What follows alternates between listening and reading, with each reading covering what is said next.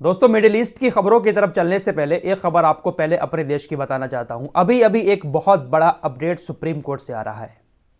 इनको तो आप जानते होंगे, इनका नाम है बिल्किस बानो। गुजरात के दंगों में इनके साथ गैंगरेप हुआ था। गैंगरेप के बाद जो इनके दोषी थे उनको उम्र कैद की सजा हो गई थी।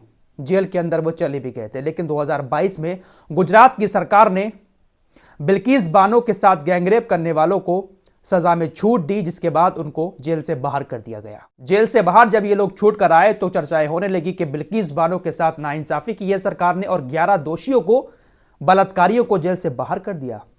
बिल्किस बानो के साथ मिलकर कई सारे वकील इस मामले को सुप्रीम कोर्ट में ले गए थे। सुप्रीम कोर्ट में जाकर याचिका दायर की थी कि इन आरोपियों को एक बार फिर से जेल के अंदर डाला जाए। गुजरात सरकार ने इन 11 बलात्कारियों की सजा में छूट देकर बिल्किस बानो के साथ नाइंसाफी की है। सुप्रीम कोर्ट में यह मामला पहुंच गया था, लेकिन अभी अभी कुछ देर पहले सुप्रीम कोर्ट ने इस मामले पर अपना फैसला सुना दिया है। सुप्रीम कोर्ट ने गुजरात सरकार के उस फैसले को खारिज कर दिया है जिस फैसले में गुजरात सरकार ने 11 दोषियों को, 11 बलात्कारियों को सजा में छूट देने की बात कही थी। सुप्रीम कोर्ट ने बिल्किस बानो के हक में फैसला सुनाते हुए 11 दोषियों को एक बार फिर से सरेंडर करने के लिए कह दिया है। बिल्किस बानो को एक बहुत बड़ी राहत सुप्रीम कोर्ट ने दी है। सुप्रीम कोर्ट ने आज इस मामले पर अपना फैसला सुनाते हुए बलात्कारियों को 2 हफ्ते का वक्त दिया है कि जल्द से जल्द 2 हफ्ते के अंदर गुजरात जेल में जाकर अपने आप को सरेंडर कर दें। बिल्किस बानो के केस के बारे में तो आपको पता ही होगा। 2002 में जब गुजरात के अंदर दंगे हुए थे तो इनके साथ सामूहिक बलात्कार किया गया था, गैंगरेप किया गया था और इनके साथ परिवार के सदस्यों को भी इन 11 आरोपियों ने, बलात्कारियों ने मार दिया था, जिसके बाद इनको उम्र कैद की सजा हो गई थी। लेकिन गुजरात सरकार ने इनको छूट दे दी थी, इनकी सजा में छूट देकर इनको बाहर कर दिया था। फिलहाल आज सुप्रीम कोर्ट ने एक बहुत बड़ा फैसला बिल्किस बानो के हक में सुना दिया है। आइए अब मिडिल ईस्ट की तरफ चलते हैं। दोस्तों, इजराइल के एलियट बंदरगाह के बाद अब हाइफा बंदरगाह पर भी एक बड़ा मिसाइल अटैक हुआ है। एलियट बंदरगाह को तो हूतीज ने कब का ब्लॉक कर रखा है, कोई भी शिप वहां पर नहीं पहुंच रहा है। अभी कुछ शिप जो है वो हाइफा बंदरगाह पर पहुंच रहे थे, लेकिन वहां पर भी रात एक बड़ा मिसाइल अटैक हुआ है। बहुत बड़ा नुकसान हाइफा बंदरगाह पर हुआ है। पहले तो ऐसी खबरें आ रही थी कि एक अनजान मिसाइल आई है, यह हमलावर कोई अनजान व्यक्ति है, अनजान संगठन है, लेकिन अब इसकी जिम्मेदारी इराक के इस्लामिक रेसिस्टेंस ने ली है। इराक रेसिस्टेंस ने इस बात की जानकारी देते हुए कहा है कि हमारे पास एक नई क्रूज मिसाइल आई है और उसी नई क्रूज मिसाइल से हमने हाइफा बंदरगाह पर अटैक किया है। मिसाइल वहां पर जाकर गिरी है, बहुत बड़ा नुकसान हाइफा बंदरगाह पर हुआ है। तो अब इन संगठनों के निशाने पर इजराइल का हाइफा बंदरगाह भी आ चुका है। अगर ऐसा होता है, हाइफा बंदरगाह पर भी जहाजों को अब निशाना बनाया जाने लगता है, तो जितनी भी शिपिंग कंपनियां अपनी शिपमेंट वहां पर दे रही हैं वो अपना शिपमेंट हाइफा बंदरगाह से भी बंद कर देंगे। उसके बाद इजराइल की हालत बस से बदतर हो जाएगी। अभी जो कुछ सामान पहुंच रहा है इजराइल के अंदर वो हाइफा बंदरगाह के जरिए पहुंच रहा है और इसको भी अगर टारगेट कर दिया गया तो समझ लेना लेने के देने पड़ जाएंगे इजराइल के। तुर्की जैसे देश जो जहाजों में सामान भर भर के इजराइल भेजते हैं, जो कारोबार इनका चलता है, ज्यादातर जहाज तुर्की के हाइफा बंदरगाह पर ही आते हैं। अगर ये बंद हो गई, आप अंदाजा भी नहीं लगा सकते कि इजराइल की हालत कैसी हो जाएगी। इसीलिए इजराइल सीज फायर चाहता है। अमेरिका के विदेश मंत्री को मिडिल ईस्ट में उतार दिया है कि जाओ इस्लामी देशों को मनाओ और वो प्रेशर डालें हिजबुल्लाह के ऊपर कि हिजबुल्लाह लेबनान के बॉर्डर से जंग शुरू ना करे। दोस्तों, इन इस्लामिक देशों की औकात तो मैं आप लोगों को रात दिखाई चुका हूं। यार, इन लोगों के पास अकल है या नहीं है समझ नहीं आता है। एंटनी ब्लिंकन विदेश मंत्री अमेरिका का मिडिल ईस्ट में घूम रहा है, एक के बाद एक दूसरे देशों में वो जा रहा है। जॉर्डन के अंदर बैठकर उसने कहा कि हम गाजा के फ्यूचर के बारे में बात कर रहे हैं। हम कोशिश कर रहे हैं कि गाजा में सीज फायर हो जाए और गाजा को दोबारा से कैसे बसाया जाए। हमने इजराइल से भी यह बात कही है कि आप हमले थोड़ा सा कम करें और ऐसे हमले करें जिसमें ज्यादा लोगों की मौत ना हो। हम पूरी कोशिश कर रहे हैं। हमें भी चिंता है गाजा की कि गाजा के लोगों को यहां से ना निकाला जाए, एक बार फिर से यहां पर गाजा को बसाया जाए। इस तरह की बड़ी बड़ी बातें इन्होंने कही हैं इस्लामिक देशों के नेताओं के साथ मिलकर, और इस्लामिक देशों के नेताओं ने इसकी बात पर यकीन भी कर लिया, हाँ में हाँ मिला दी।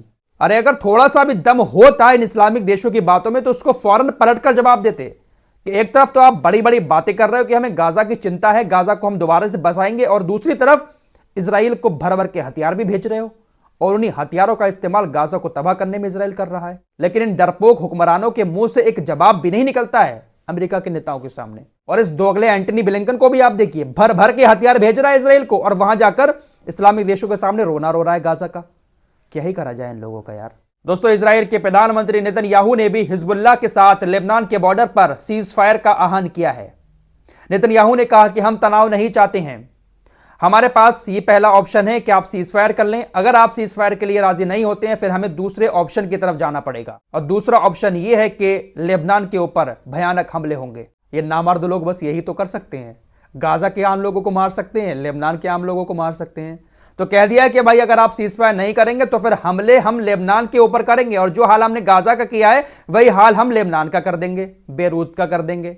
तो इस तरह की धमकियां नेतन्याहू हिजबुल्लाह को दे रहा है ताकि हिजबुल्लाह लेबनान के बॉर्डर से पीछे हट जाए और सीजफायर कर दे, हमले करना बंद कर दे। लेकिन हिजबुल्लाह कह रहा है कि भाई हमले तब तक जारी रहेंगे जब तक गाजा पर आप हमले बंद नहीं करोगे। अब हो सकता है कि कुछ लोगों को यह बात ठीक ना लगती हो कि नेतन्याहू कहां हिजबुल्लाह से कहता होगा सीजफायर के लिए। मेरा दोस्तों इसलिए कह रहा है, और यूरोपीय देशों को और एंटनी ब्लिंकन को इसलिए हिजबुल्लाह से सीजफायर करने के लिए कहलवा रहा है क्योंकि लेबनान के बॉर्डर पर जो इजराइल के गांव है वो पूरी तरह से खाली हो चुके हैं। जो 2-2.5 लाख लोग वहां से निकल के इजराइल के अंदर आए हैं वो कोई होटलों में पड़ा है, कोई कहीं पड़ा है, कोई मैदानों में पड़ा है। तो यह सबसे बड़ी दिक्कत है इजराइल के प्रधानमंत्री को। लोग अपने अपने घरों को छोड़कर भाग आए हैं। प्रधानमंत्री चाहता है कि ये लोग फिर से अपने घरों में पहुंच जाएं क्योंकि इससे बहुत बड़ी दिक्कत इजराइल के अंदर हो रही है। होटल पूरी तरह से फुल हो चुके हैं। होटल मालिकों को इजराइल के कुछ लोग पैसे दे रहे हैं, कुछ लोग नहीं दे रहे हैं। बहुत बुरे हालात पैदा हो चुके हैं। इसलिए लेबनान के बॉर्डर पर इजराइल जंग नहीं चाहता है हिजबुल्लाह से। हिजबुल्लाह के साथ सीज फायर करने का एक रीजन यह भी है इजराइल के लिए, क्योंकि इजराइल नहीं चाहता है कि हिजबुल्लाह के साथ इधर लड़ाई हो, क्योंकि उसका फोकस अभी पूरा गाजा पर बना हुआ है और गाजा पर वो हमले लगातार जारी रखेगा क्योंकि अभी भी उसके बंधक हमास के कब्जे में हैं। और जब तक हमास के कब्जे में इजराइल के बंधक हैं, बेंजामिन नेतन्याहू की कुर्सी डोलती रहेगी। बेंजामिन नेतन्याहू को लगातार इस बात का डर सता रहा है कि अगर मेरे बंधक नहीं छूट पाए हमास के कब्जे से तो मेरी कुर्सी चली जाएगी और ये यहूदी जो है वो मुझे किसी लायक नहीं छोड़ेंगे। हमास की कैद में इजराइल के जो यहूदी है, उन यहूदी के परिवार वालों ने कतर के प्रधानमंत्री से कतर के अंदर जाकर मुलाकात की है और कहा है कि कैसे भी करके हमारे परिवार वालों को हमास की कैद से छुड़वा दें। कतर के प्रधानमंत्री ने साफ जवाब दे दिया है कि हम पूरी कोशिश कर रहे थे हमास के साथ डील करने की और हमास बंधकों को छोड़ भी देता, लेकिन इजराइल ने ये जो हमला किया है बेरूत के अंदर, इस हमले के बाद सारे रास्ते बंद हो चुके हैं। कतर के प्रधानमंत्री ने इजराइल के यहूदियों से साफ कह दिया इस बात को कि अब हमारे बस की बात नहीं है कि हम हमास के साथ कोई डील कर पाएं।